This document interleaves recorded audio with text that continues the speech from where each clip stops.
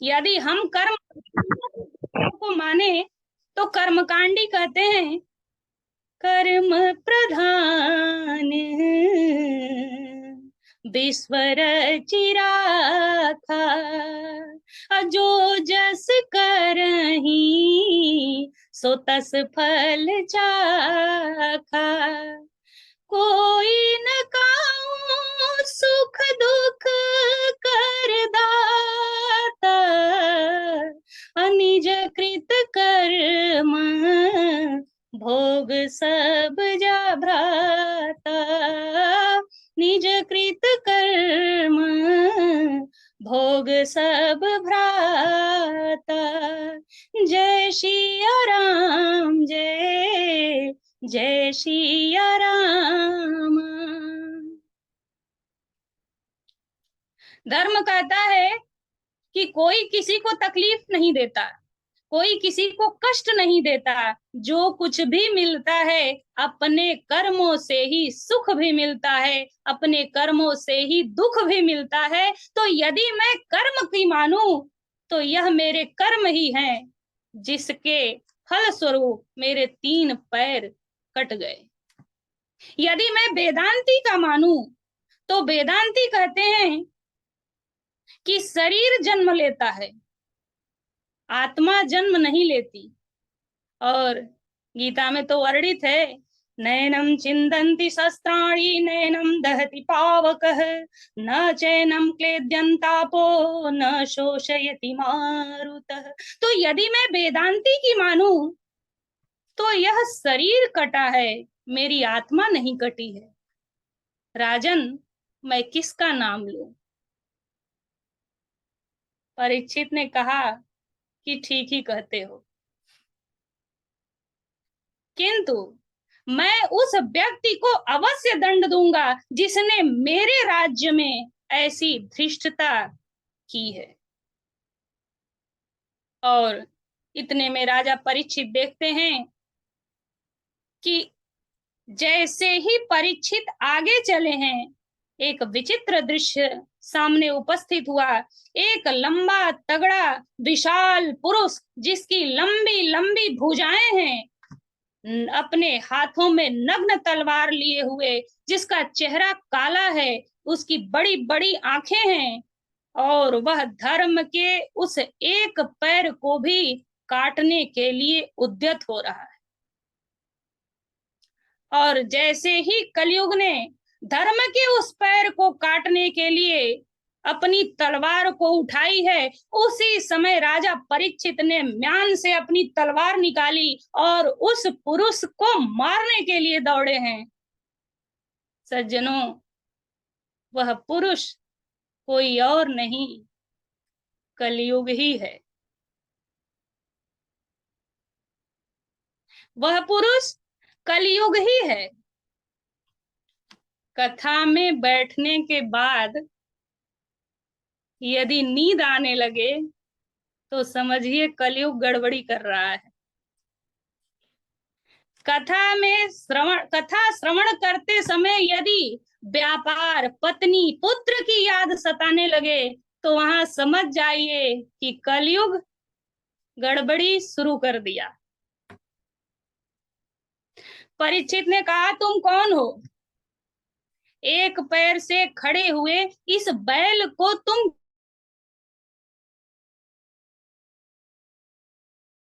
शर्म नहीं आती तुम्हें?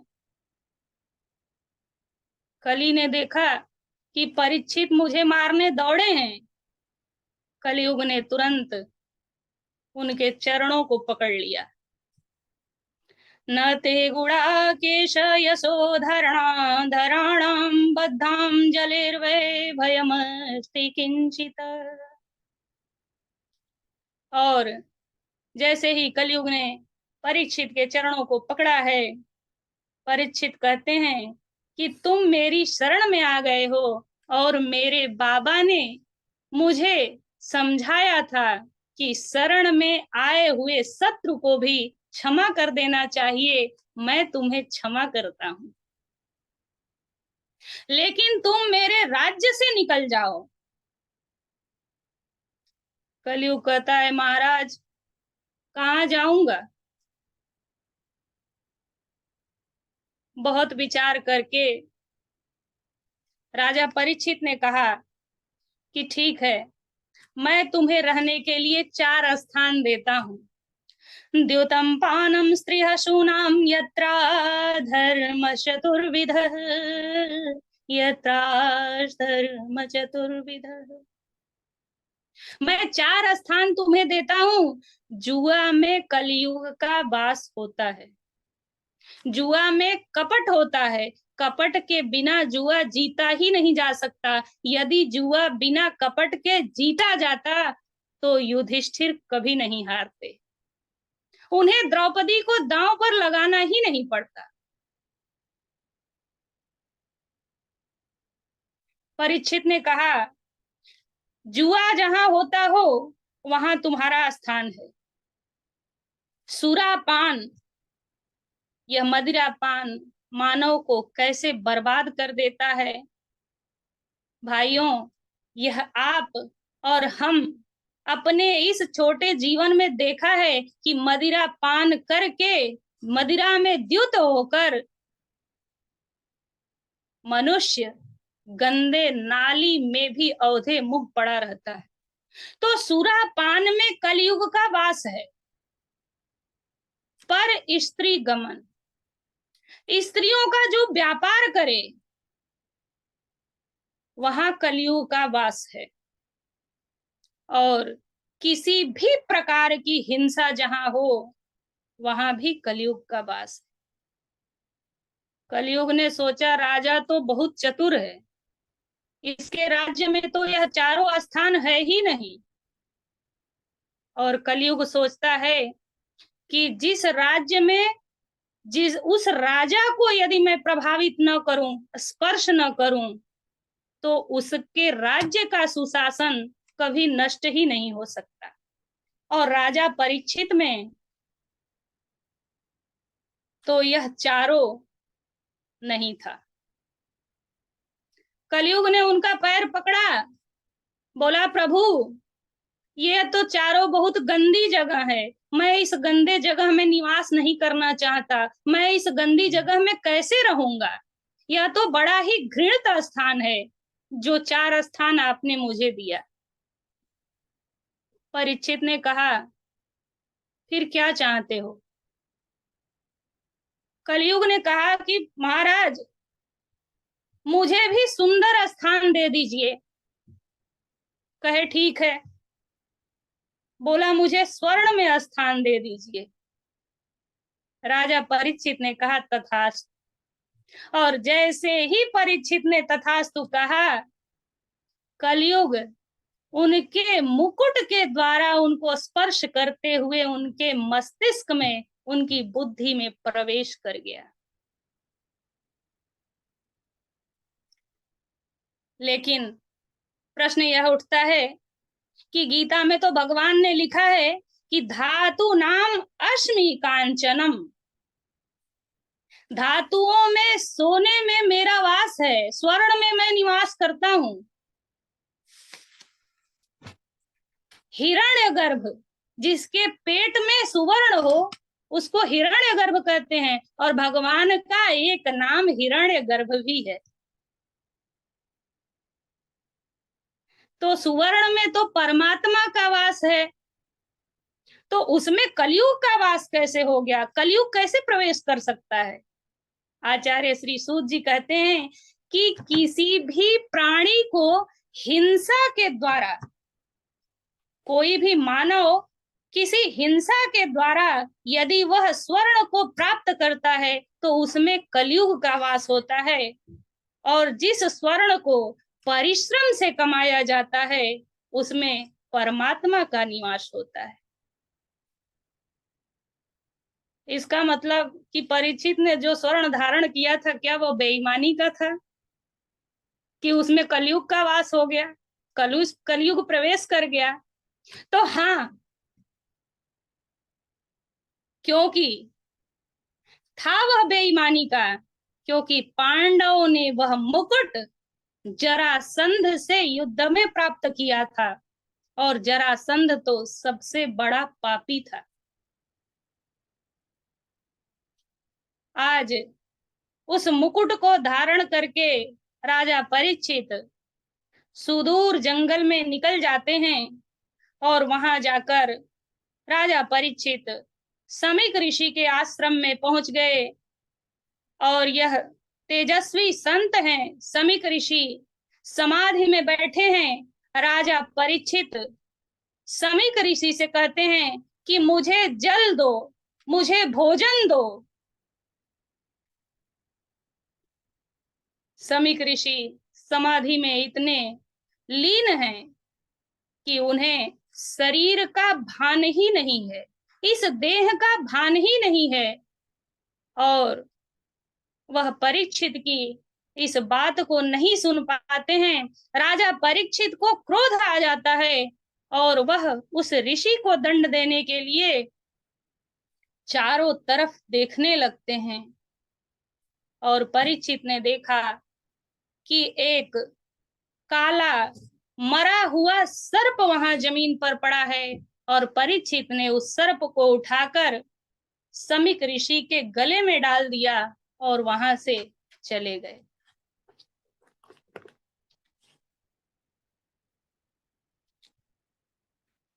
जब समीक ऋषि के पुत्र श्रृंगी ऋषि आए हैं तो वह ऋषि कुमारों से पूछते हैं कि हमारे पिता के गले में यह मृतक सर्प किसने डाला। तो छोटे छोटे जो नन्हे ऋषि कुमार हैं वह बताते हैं कि अपने राज्य के राजा परीक्षित आए थे और उन्होंने ही इस मरे हुए सर्प को आपके पिता के गले में डाल दिया। और जैसे ही यह बात श्रृंगी ऋषि ने सुना है, उन्होंने उसी क्षण हाथ में गंगा जल लेकर और क्रोध में भरकर राजा परीक्षित को श्राप दे दिया कि जाओ, तुमने जिस सर्प को मेरे पिता के गले में डाला है उसके पूर्वज जो तक्षक सर्प है वह आज के 7वें दिन तुम्हें डसेगा और तुम्हारी मृत्यु हो जाएगी। समाधिस्थ समीक ऋषि का जब समाधि टूटा है तो उन्होंने अपने गले में उस मरे हुए सर्प को देखा और प्रसन्न होते हुए हृदय में कहते हैं कि शायद किसी ऋषि बालक ने हमारे साथ यह हास्य विनोद की क्रीड़ा को किया होगा। अपनी गोद में बैठे हुए श्रृंगी ऋषि से पूछते हैं कि बेटा तुम क्यों रो रहे हो, किसी बालक ने यह विनोद किया है मेरे साथ। श्रृंगी ऋषि कहते हैं कि नहीं पिताजी, जिसने भी यह अपराध किया है आज के बाद वह किसी के साथ ऐसा अपराध नहीं कर पाएगा, क्योंकि मैंने उसे श्राप दे दिया है कि आज के 7वें दिन सर्पों के पूर्वज तक्षक उसे डसेगा और उसकी मृत्यु हो जाएगी। जैसे ही श्रृंगी ऋषि ने सुना कि श्रृंगी ऋषि ने हमारे राज्य के महाराज परीक्षित को ही श्राप दे दिया है, वह उसी समय कहने लगे कि बेटा तुमने यह क्या किया। तितिक्षया करुणया मैत्र्या चाखिल जंतुषु, मैत्र्या चाखिल जंतुषु सत्वेन च सर्वात्मा भगवान संप्रसीदति, भगवान संप्रसीदति। बेटा हम लोग संत हैं और संत को तो ऐसा होना चाहिए कि प्राणी मात्र में मैत्री और प्रेम की भावना को भर दे। संत को तो ऐसा होना चाहिए। तुमने यह क्या कर दिया पुत्र। लेकिन एक बार जो तरकस से बाण निकल गया वह वापस नहीं आता, और एक बार इस वाणी से जो बाण निकल गया वह भी वापस नहीं आता। और उसी समय समीक ऋषि अपने शिष्य गौरमुख को अपने पास बुलाते हैं और कहते हैं कि जाओ राजा परीक्षित को यह बता दो कि आज के 7वें दिन आपकी मृत्यु हो जाएगी, आप अपनी मुक्ति का कोई उपाय ढूंढ लीजिए।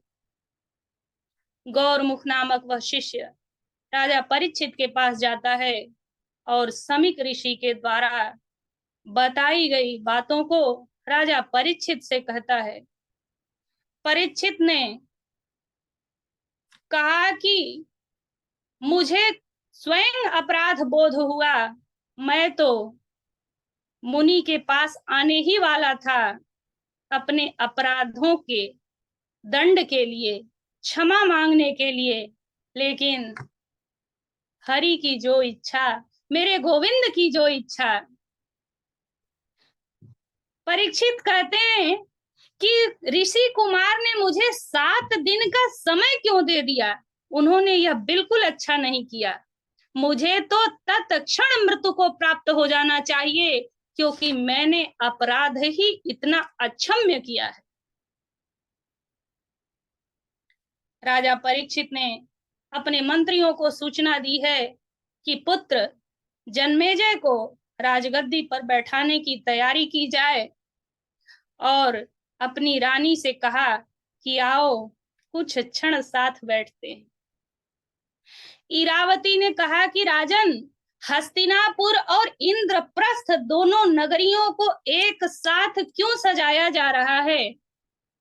राजा ने इरावती से कहा कि रानी, आज मैं तुमको दुनिया का, इस मृत लोक का सबसे बड़ा आश्चर्य बताने वाला हूं। रानी ने कहा क्या? राजा परीक्षित ने कहा कि मैं अपनी छाती पर हाथ रख कर कहता हूं कि 7 दिन से पहले मुझे कोई मार नहीं सकता, 7 दिन से पहले मेरी मृत्यु नहीं हो सकती। इससे बड़ा आश्चर्य क्या होगा? आप हम अभी यहाँ कथा श्रवण कर रहे हैं, और क्या पता अगले ही क्षण क्या हो जाए। लेकिन राजा परीक्षित ने कहा कि 7 दिन से पहले मुझे मारने वाला इस मर्त लोक पर कोई जन्म ही नहीं लिया। कितने आश्चर्य की बात है। इस जीवन का क्या भरोसा? ये हमारी भ्रांति है कि हम प्लानिंग करते हैं 100 वर्षों की। जीवन है 4 दिन का, एक रोज सबको जाना, सामान 100 बरस का, पल का नहीं ठिकाना। हम प्लानिंग करते हैं, लेकिन एक क्षण का भी भरोसा नहीं है। परीक्षित ने राज्य का त्याग कर दिया और सर्वस्व छोड़कर परीक्षित वन में चले गए हैं। पतित पावनी गंगा के पावन तट पर पहुंचे हैं और एक वृक्ष के नीचे बैठकर समाधि लगा लिए। वह सोचते हैं कि 7वें दिन तो मेरी मृत्यु निश्चित है, अब किस बात की चिंता। वह गोविंद के चरणों में अपने प्रीति को लगाते हैं। बड़े बड़े संत महात्माओं को जब पता चला कि राजा परीक्षित को श्राप लग गया है, 7वें दिन उनकी मृत्यु हो जाएगी, उनको तक्षक सर्प के द्वारा डसने का श्राप मिल गया है, तो अत्रि, वशिष्ठ, च्यवन, गौतम, देवल, देवरात, दुर्वासा, भृगु, अंगिरा, कश्यप, वामदेव, समस्त संत राजा के पास पहुंचे हैं उनके दर्शनों के लिए। और राजा से संत कहते हैं कि आज के 7वें दिन आपकी मृत्यु हो जाएगी, आपको ऐसा श्राप लगा है। राजा परीक्षित ने कितना सुंदर और कितना सत्य उनको बताया है कि मुझे श्राप नहीं लगा, मुझे तो वरदान मिला है। और इसको स्पष्ट करते हुए राजा परीक्षित कहते हैं गिरिजा संत समागम, गिरिजा संत समागम, असमन लाभ कछुआनी, गिरिजा संत समागम, समन लाभ कछुआन, गिरिजा संत समागम। राजा परीक्षित कहते हैं कि ऋषि कुमार ने मुझे श्राप नहीं दिया, यदि वह श्राप देते तो आप जैसे समस्त संत का दर्शन जो स्वयं चलकर हमारे पास आए हैं, क्या मुझे होता? ऋषि कुमार ने तो मुझे वरदान दिया है, मैं इसे श्राप कैसे कह सकता हूं? परीक्षित ने कहा कि मैं व्यर्थ की बातों में आपके समय को गंवाना नहीं चाहता, इसलिए केवल आप इतना बताइए कि 7 दिनों में मेरी मुक्ति का उपाय क्या है। राजा परीक्षित के इस प्रश्न का किसी भी संत महात्मा के पास कोई निवारण नहीं मिला। व्यास जी, न पराशर जी, न कण्व जी, न दुर्वासा ऋषि के पास, न भृगु ऋषि के पास, न अंगिरा ऋषि के पास, न वामदेव जी के, न अत्रि के पास, किसी के पास कोई निर्णय ही नहीं था, कोई उत्तर ही नहीं था। लेकिन हमारे श्री कृष्ण के परम लाडले भक्त व्यास के परम वंदनीय पुत्र 16 वर्षीय आदरणीय सुखदेव जी महाराज, जो श्री कृष्ण की समाधि में बैठे थे, व्यास जी से भागवत पढ़ने के बाद जो वन में चले गए, तुरंत श्री सुखदेव जी की समाधि टूटी है और इनके हृदय से आवाज आती है कि चलो परीक्षित के पास, चलो परीक्षित के पास। और क्या होता है? तद्राभवद् भगवान व्यास पुत्रो, तद्राभवद् भगवान व्यास पुत्रो, यदृच्छया गामटमानुपेक्षः, आलक्ष्यलिङ्गो निजलाभ तुष्टो, वृतश्च बालैरवधूत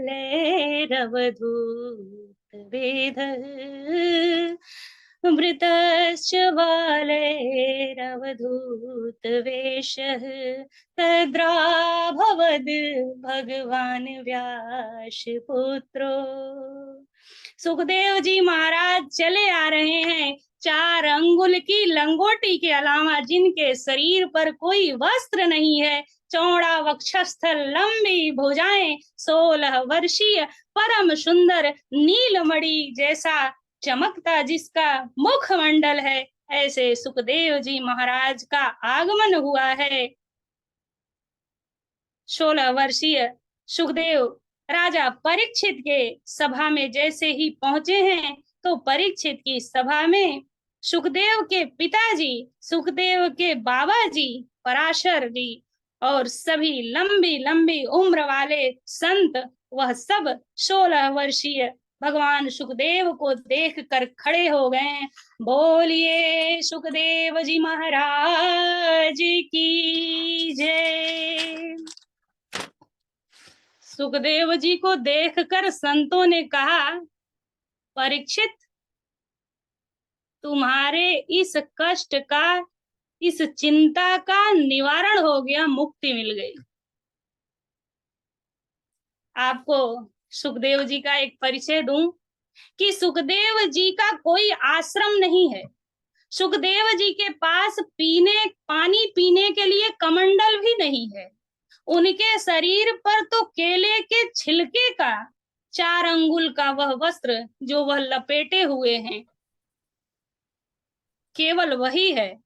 सुखदेव जी का नियम था कि जितना समय गाय के दुग्ध को दोहन करने में लगता है, उतना ही समय वह किसी के द्वार पर ठहरते हैं। सुखदेव जी जब 5 घरों में भिक्षा लेते थे, द्वार पर जाकर यह नहीं कहते थे कि माम भिक्षाम देहि, माम भिक्षाम देहि। नहीं, गाय को दूहने में 6 मिनट का समय लगता है और 6 मिनट तक सुखदेव जी उस दरवाजे पर खड़े रहते। उस द्वार से यदि कुछ मिल गया तो भलो, नहीं तो आगे चलो। ऐसे तपस्वी संत, ऐसा कृष्ण का परम लाडला, परम प्रिय संत राजा परीक्षित की सभा में स्वयं आ गया। संतों ने सोचा, आज यह उल्टी गंगा कैसे बह रही है। प्यासा कुएं के पास नहीं गया है, कुआं ही आज प्यासे के पास आ गया। राजा परीक्षित ने हाथ जोड़कर कहा, अहो भाग्य मेरा, अहो भाग्य मेरा, मैं बड़ा बड़भागी हूँ। मैं किन शब्दों में अपने भाग्य की सराहना करूं। मेरे पास तो कोई शब्द ही नहीं है।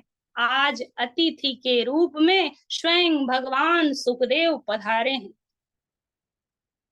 येषां स्मरणात् पुंसां सद्यः शोधयन्ति वै गृहाः। किं पुनः दर्शन स्पर्श पाद शौचासनादिभिः। आज आप जैसे महापुरुष का तो स्मरण मात्र करने से ही सब प्रकार के अमंगल नष्ट हो जाते हैं, और आज हमें आपका दर्शन करने का सौभाग्य मिला, इससे बड़ा मेरा भाग्य क्या होगा। परीक्षित महाराज ने सुखदेव जी का पूजन किया है। संतों ने परीक्षित को इशारा कर दिया, ज्यादा आओ भगत मत करो इसकी, ज्यादा प्रशंसा करोगे तो यह उठकर चला जाएगा, क्योंकि ज्यादा बड़ाई इन्हें अच्छी ही नहीं लगती। सुखदेव जी ने राजा परीक्षित को देखा है और परीक्षित संतों के इशारों को समझकर तत्क्षण सुखदेव जी से प्रश्न कर दिया। कहा कि प्रभु, मैं आपसे एक प्रश्न करना चाहता हूँ। अतः पृच्छामि संसिद्धिं योगिनां परमं गुरुं पुरुषेह यत्कार्य म्रियमाणस्य सर्वथा, म्रियमाणस्य सर्वथा। राजा परीक्षित ने कहा कि प्रभु, जल्दी मरने वाले व्यक्ति के मुक्ति का उपाय क्या है। कितना संक्षिप्त प्रश्न है कि जल्दी मरने वाले व्यक्ति का मुक्ति का उपाय क्या है, बस कृपा करके आप मुझे बताएं। सज्जनों, परीक्षित यदि चाहते तो सुखदेव जी से अपनी मृत्यु को टालने की प्रार्थना करते और सुखदेव जी ऐसा कर भी देते, लेकिन राजा परीक्षित कहते हैं कि तत्काल जल्दी मरने वाले व्यक्ति के मुक्ति का उपाय क्या है, प्रभु आप मुझे यह बताइए। सुखदेव जी परीक्षित के इस प्रश्न को सुनकर हृदय से गदगद होते हैं, प्रसन्न होते हैं और कहते हैं कि राजन, जल्दी मरने वाले व्यक्ति को क्या करना चाहिए, यह प्रश्न केवल आपने अपने लिए नहीं कहा, यह तो संपूर्ण विश्व के लिए आपने यह प्रश्न किया है। संपूर्ण मानव के लिए आपने यह प्रश्न किया है कि जल्दी मरने वाले व्यक्ति को क्या करना चाहिए। और भगवान सुखदेव परीक्षित के इस प्रश्न का क्या उत्तर देते हैं, यह कथा के अगले प्रसंग में श्रवण करेंगे। आइए 2 क्षण संकीर्तन के साथ भगवान के नाम को वंदन करते हुए, अभिनंदन करते हुए हम उस भगवान श्री कृष्ण के चरणों में अपनी प्रीति लगाते हुए, बढ़ाते हुए आज अपनी वाणी को यहीं विश्राम देंगे। जय जय राधा रमण हरि बोल, जय जय राधा रमण हरि बोल, हरि बोल हरि बोल हरि बोल, जय जय राधा रमण हरि बोल, जय जय राधा रमण हरि बोल, जय जय राधा रमण हरि बोल, जय जय राधा रमण हरि बोल, जय जय राधा रमण हरि बोल। बोलिए वृंदावन बिहारी लाल की जय। श्री वेद व्यास जी महाराज की जय। सुखदेव मुनि भगवान की जय। जय जय श्री राधे, जय जय श्री राधे, जय जय श्री राधे श्याम। बहुत प्रणाम गुरुदेव। बहुत बढ़िया जी। बहुत सुंदर, बहुत सुंदर। प्रणाम। बहुत ही मीठा, बहुत अद्भुत, बहुत सुंदर। बहुत सुंदर, बहुत सुंदर। मेरे व्यास बहुत सुंदर, बहुत सुंदर, बहुत सुंदर। माइक बंद हो गया डॉक्टर साहब आपका। बहुत बढ़िया पांडे जी, बहुत बढ़िया। प्रथम स्कंद संपन्न हुआ गुरुदेव। जी जी जी, प्रथम स्कंद। बहुत सुंदर बेटा। बहुत सुंदर दीदी, बहुत सुंदर, बहुत सुंदर, अति उत्तम। हैं? बस आप सब बड़ों का आशीर्वाद, माता पिता का आशीर्वाद, गुरु की कृपा। गुरु की कृपा रही और जो है बहुत बढ़िया आप वही व्यास बोल बन गए हैं। अब जो है आप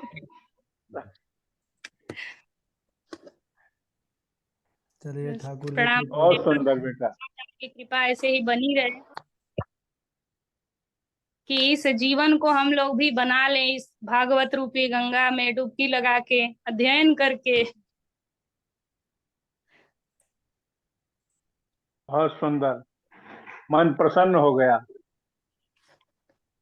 बहुत रोमांचक आज का जो है आपका वक्तव्य, बहुत सुंदर। कुछ शब्द नहीं है जो हम आपकी प्रशस्ति में कुछ कह सकें। बहुत सुंदर बेटा।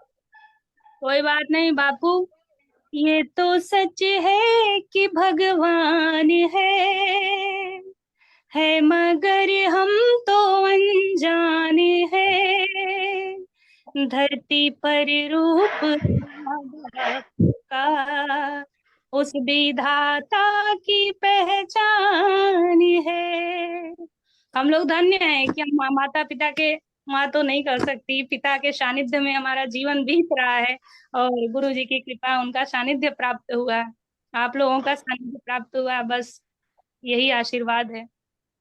दीदी और सेहत के लिए